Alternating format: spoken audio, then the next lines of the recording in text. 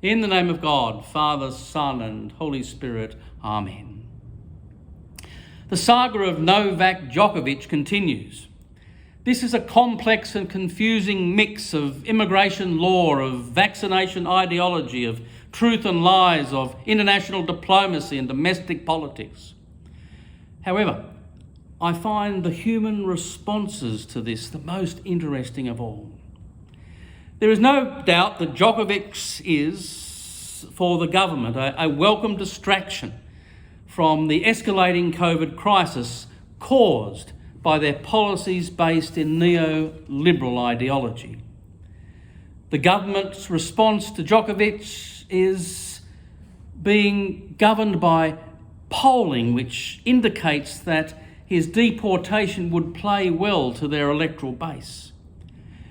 And therein lies a point of deep interest for me, and I believe a resonance with the context of much of gospel writings. As I've often recognised, one of the great debates at the time of Jesus was between two schools of thought, that of the sages Hillel and Shammai. Hillel argued that after loving God, the second great commandment was to love your neighbour. Shammai, however, held that it was to remain pure.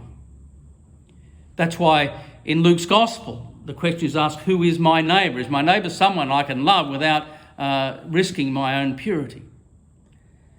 This is a dynamic that manifests itself not just in first century Judaism, but throughout every society in every age.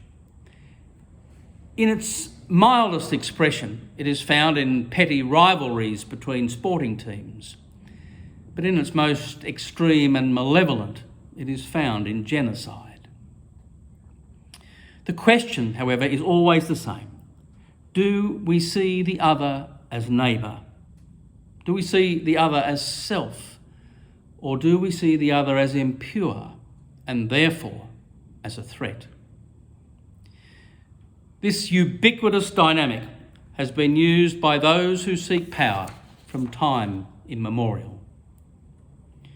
Putting aside the rightness or wrongness of Djokovic's actions, it is easy to make him into the other, into the foreigner, into the impure. And so that makes it easy to rally minds against him. We've seen that in recent days. Us good, foreigner bad. And away the cycle goes again.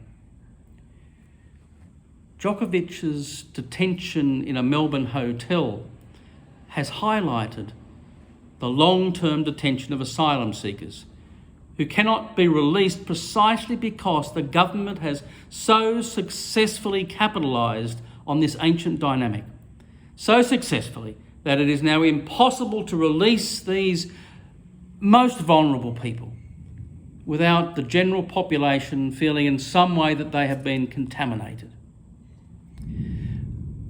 The story of the wedding at Cana, where Jesus changes water into wine, is one of the best known stories in the Gospels. It is the basis of many jokes and hilarious Rowan Atkinson skit. But one of its real purposes is to help us to understand and to respond to this very dynamic that we see around us all the time, but rarely recognise for what it is. The scene is a wedding. Biblically speaking, weddings are always a metaphor for the consummation of the divine human relationship. Israel is God's spouse. The church is the bride of Christ. The Eucharist is, in fact, a wedding banquet. So that's the context. This particular wedding is on the third day, of course, the day of resurrection. So the coming together of the bride, us, and the groom, God, is a resurrection kind of thing. It's what resurrection is all about. We are reminded in the Gospels, and in John's Gospel in particular, that this resurrection is something that happens in this life, not after we die. What happens after we die is a different kind of resurrection.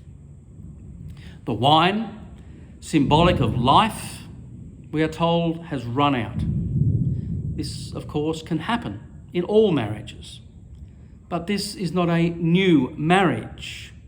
but the reinvigoration of a very old one. Inevitably, marriages break down because the two cease to see themselves as one.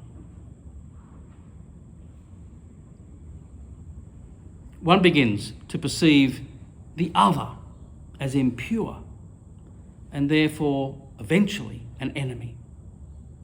Ultimately, we can even begin to see God in this way, even if God is incapable of seeing us in the same way. One of the things we know about first century Judaism is that they were obsessed with purity. All religious cultures have their little obsessions about purity. For us at the moment, it is about same-sex relationships. 30 years ago, it was about women's ordination. At the heart of all these obsessions is perceived purity. Now, standing there, we are told, were 6 stone water jars for the Jewish rites of purification, each holding about 20 or 30 gallons. There they were, the jars containing an abundance of water to make the people pure. But it wasn't working. The wine had run out in the divine-human relationship. Do whatever he tells you, Mary says to the servants. I've had to take that command very sincerely in recent weeks, and there is seriously only one reason why I would do that. And that's because I deeply desire the new wine. I deeply desire the renewal within me of the divine-human relationship.